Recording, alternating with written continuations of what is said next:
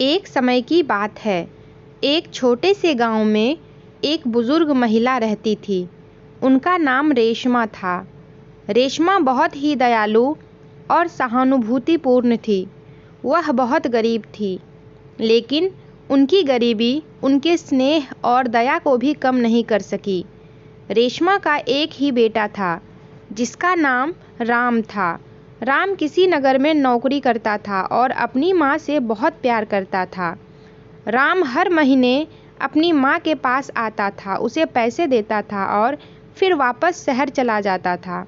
लेकिन एक महीने राम नहीं आया, फिर दूसरे महीने भी वह नहीं आया।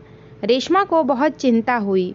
उसने सोचा कि उसके पास पैसे तो हैं, लेकिन उसके बेटे का ख्याल उसे चैन नहीं आने दे रहा था। वह रोज बेटे का इंतजार करती, लेकिन राम नहीं आया। अंततः रेशमा ने फैसला किया कि वह शहर जाएगी और अपने बेटे का पता लगाएगी। रेशमा ने अपने सारे पैसे जमा किए और शहर के लिए निकल पड़ी। शहर में पहुंचकर उसने अपने बेटे को ढूंढना शुरू किया। दिनों बीत गए, लेकिन वह अपने बेटे का पता नहीं लगा सकी। उसके पास पैसे भी खत्म हो गए थे। रेशमा की चिंता बढ़ गई, लेकिन उसने हार नहीं मानी। एक दिन वह एक दुकान के सामने बैठी थी और रो रही थी। दुकानदार ने उसे देखा और उसके दुख का कारण पूछा। रेशमा ने अपनी कहानी सुनाई।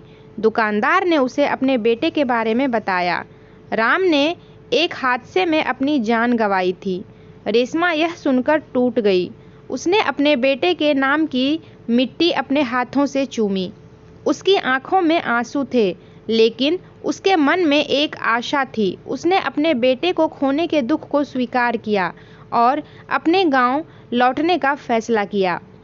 रेशमा की यह कहानी हमें सिखाती है कि जीवन में कठिनाइयां आएंगी, लेकिन हमें कभी हार नहीं माननी चाहिए। उसकी कहानी हमें दया, सहानुभूति और प्यार की शक्ति के बारे में भी याद दिलाती है। तो फ्रेंड्स, अगर वीडियो पसंद आई हो तो लाइक और सब्सक्राइब करना ना भूलिएगा।